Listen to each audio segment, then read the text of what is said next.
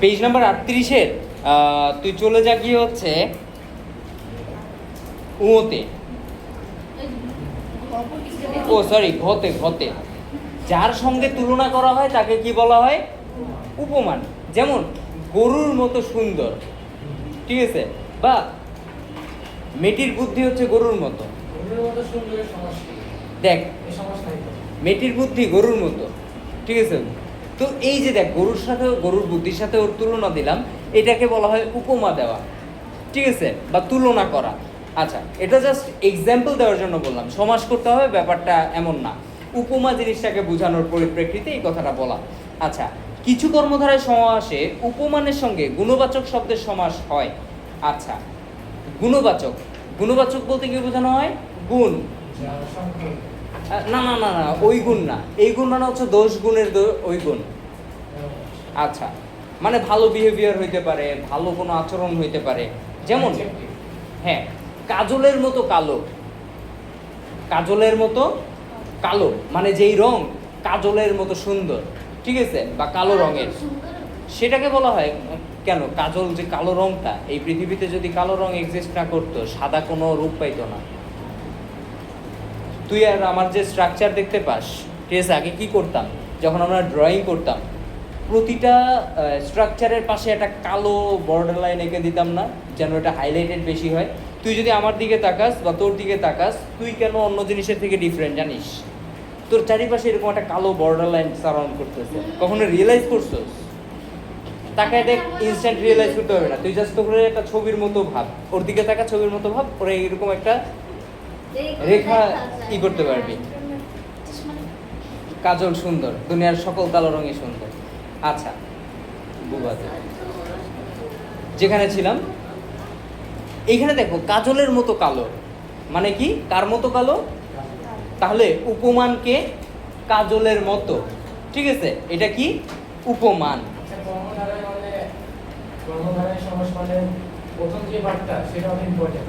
পরের পার্টটা ইম্পর্টেন্ট। হ্যাঁ, কালোটা ইম্পর্টেন্ট, কার মতো কালো সেটা ইম্পর্টেন্ট না। বুঝতে পারছো? গুড, এটাই। আচ্ছা, পরবর্তীতে এই সমাসে পরপদ সাধারণত বিশেষণ হয়। আরেকটা এমসিকিউ, এই সমাসে পরপদ কি হয়? সাধারণত বিশেষণ। বিশেষণের কাজ কি? বিশেষণের কাজ হচ্ছে দোষ, গুণ, অবস্থা, সংখ্যা ইত্যাদি বর্ণনা করা। মনে আছে না? আচ্ছা, যেখানে ছিলাম, যাকে তুলনা করা হয় তা হচ্ছে উপমেয়। আমরা এতক্ষণ কি জানছি? উপমান মানে যার সঙ্গে তুলনা করা হয়। কাজলের মতো কালো, কিসের মতো কালো? কাজলের মতো কালো। এই কাজলের মতো কালোটাকে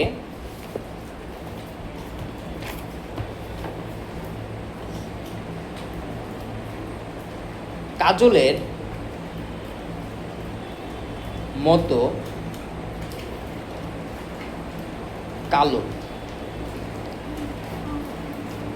এইখানে দুইটা অংশ বের করলাম, কাজলের মতো আর কালো।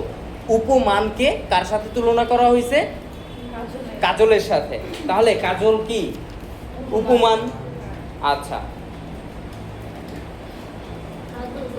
যাকে তুলনা করা হয়েছে, কাকে তুলনা করা হয়েছে? কালোকে, রংটাকে, ঠিক আছে, ওকে বলবো আমরা উপমেয়। এটা লক্ষ্য করো, সেটা হচ্ছে কাজলের মতো কালো, দুইটা অংশে ভাগ করছি। প্রথম অংশ কাজলের মতো, উপমান মানে যাকে দিয়ে তুলনা করতেছি আমরা, যেই জিনিসটাকে ব্যবহার করতেছি তুলনা করার জন্য। আর পরবর্তী অংশটা হচ্ছে কি হলো আমাদের কালো, মানে যেই ব্যক্তিকে এই জিনিসের সাথে তুলনা করতেছি তাকে বলতেছি আমরা উপমেয়, ঠিক আছে। ওই যে বলছিলাম গরুর মতো বুদ্ধি মেয়েটির, ঠিক আছে, এইখানে গরুর মতো, ঠিক আছে, এইটা কি? উপমান। আর যে মেয়েটিকে বলছি সে হচ্ছে উপমেয়। আচ্ছা, এতটুকু ক্লিয়ার হয়েছে? আচ্ছা, এখন উপমেয় নিয়ে আমরা কাজ করব। যাকে তুলনা করা হয় তাকে বলা হয় উপমেয়। কিছু কর্মধারায় সমাসে উপমেয় পদের সাথে উপমান পদের সমাস হয়। উপরেটা আমরা কি জানতে পারছি? ওই সেম উদাহরণ দিয়ে এটাও তুমি এক্সপ্লেন করতে পারবা, ঠিক আছে। উপমান পদের সাথে উপমেয় পদের কি হয়? সমাস হয়। এই যে এইমাত্র যে কাজলের মতো কালোটা করছি ওই এক্সাম্পল দিয়েই আমরা এটা আবার দেখায় দিতে পারবো। গুণবাচক হইতে পারে, এখানে উপমানের সাথে উপমেয়, এই আর কি। আচ্ছা দেখো, পুরুষ সিংহের ন্যায়, কি সিংহের ন্যায়? পুরুষ সিংহের ন্যায়। বলতেছে সিংহ পুরুষ, ঠিক আছে, যেই পুরুষ সিংহের মতো। কার মতো? সিংহের মতো। তাকে কি বলতেছে? সিংহ পুরুষ। তো এখানে উপমানকে উপমেয়কে আইডেন্টিফাই করতে পারবা?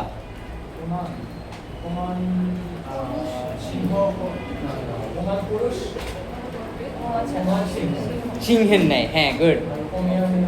পুরুষ মানে পুরুষকে কার সাথে তুলনা করতেছে? সিংহের সাথে। সেহেতু উপমানকে সিংহ। কিছু কর্মধারা 4 নাম্বার, কিছু কর্মধারায় সমাসে উপমেয় পদের সাথে উপমান পদের অভেদ কল্পনা করা হয়, এগুলোকে রূপক কর্মধারায় সমাস বলে। অভেদ মানে কি? অভেদ মানে ভেদাভেদ নাই এমন, ঠিক আছে।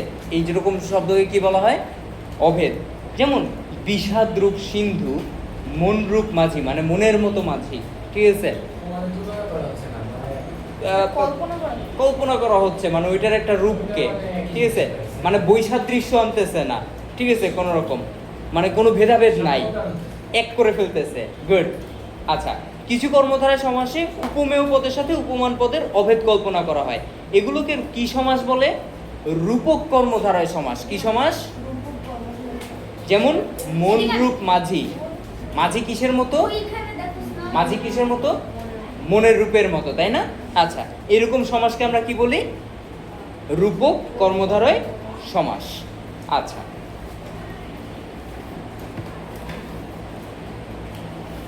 3 নম্বরে আছে তৎপুরুষ সমাস। গেছো তৎপুরুষ সমাসটা সবাই?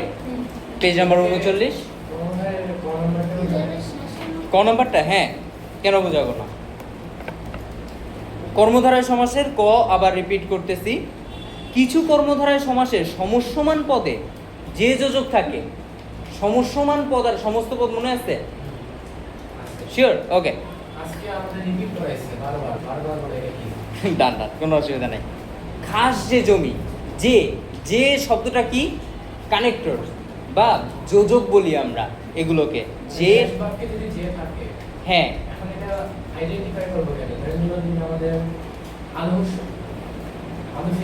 তোমার না না না তোমার হচ্ছে কি হলো, এই যে উদাহরণগুলো আসবে, এক্সাম্পলগুলা এই যে সহই দিবে, ঠিক আছে। হ্যাঁ, আবার আবার এমনও দেখা যাইতে পারে যে তোমার যদি আলু সিদ্ধ লিখে দেয়, নিচের এক্সাম্পলে এই যে যোজক সহ কিছু এক্সাম্পল দিয়ে দিবে, পয়েন্ট দিয়ে দিবে, এটাই। আচ্ছা, তাহলে রিপিট করলাম না। ওকে, তৎপুরুষ সমাস সমস্যমান পদের বিভক্তি ও সন্নিহিত অনুসর্গ লোপ পেয়ে সমাস হয়, তার নাম তৎপুরুষ সমাস। মানে সমস্যমান পদের বিভক্তি আর সন্নিহিত অনুসর্গ বিলুপ্ত হয়ে যায়। সমরেশ মজুমদার। আচ্ছা, আউট অফ কনটেক্সট জানার দরকার নাই, জিজ্ঞেস করছে বিশ্বাস সিন্ধু হচ্ছে এগুলো কার লেখা। ওকে, এটা জানতে মন চাইলো কেন? না, সমরেশ মজুমদারের ফ্যান না আমি, ভাল লাগে না লেখা। না, পড়ছিস তুই? সমরেশ মজুমদার।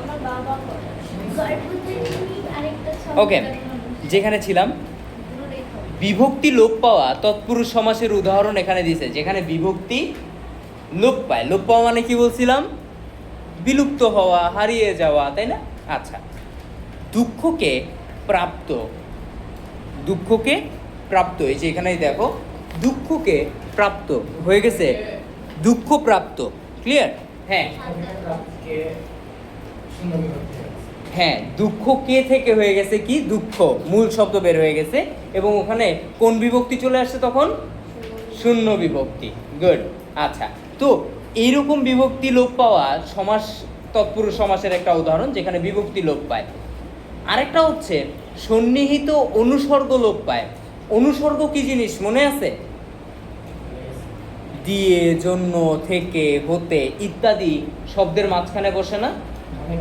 হ্যাঁ, এগুলোকে কি বলা হয়? অনুসর্গ। দিয়ে, হতে, থেকে, ঠিক আছে, এগুলোকে আমরা ইংরেজিতে বলে থাকি কানেক্টরস। ঠিক আছে, গুড প্রদীপ্ত। যেমন এখানে দেখো, সন্নিহিত অনুসর্গ লোপ পায় তৎপুরুষ সমাসের উদাহরণ মধু দিয়ে মাখা। ঠিক আছে, কি দিয়ে মাখা? মধু দিয়ে মাখা। হয়ে গেল কি? মধু মাখা। ঠিক আছে, তো এইখানে কি লোপ পাইল, কি বিলুপ্ত হইল? অন্তর্বর্তী অনুসর্গ, মানে ভিতরে থাকা অনুসর্গটা। আচ্ছা, কিছু ক্ষেত্রে বিভক্তি লোপ পায় না, এসব তৎপুরুষ সমাসের নাম অলুক তৎপুরুষ। এখন তোমাকে যদি প্রশ্ন করি যে ভাই, কিছু তৎপুরুষ সমাসে বিভক্তি লোপ পায় না, এমন সমাসকে আমরা কি বলি? অলুক। অলুক তৎপুরুষ ক। আচ্ছা, অলুক তৎপুরুষ, অলুক শব্দের অর্থ আমার একটু দেখতে হবে, দাঁড়া।